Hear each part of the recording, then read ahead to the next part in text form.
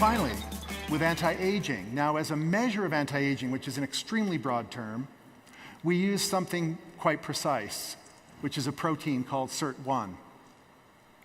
And once again, here we're looking at a percentage change. Now, in this case, it's a positive change. In other words, unlike NFKB, which is an inflammatory agent, SIRT1 is known to promote longevity of cell life.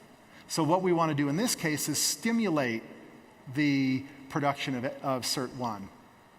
And that's just what the test shows. A 62.4% increased expression of SIRT1. So once again, compared to the control, we see a significant increase in performance or a benefit in this case. Bioavailable, it's made its way through the cell membrane, it's acting within the cell, and it's delivering a benefit. And again, at no cellular toxicity.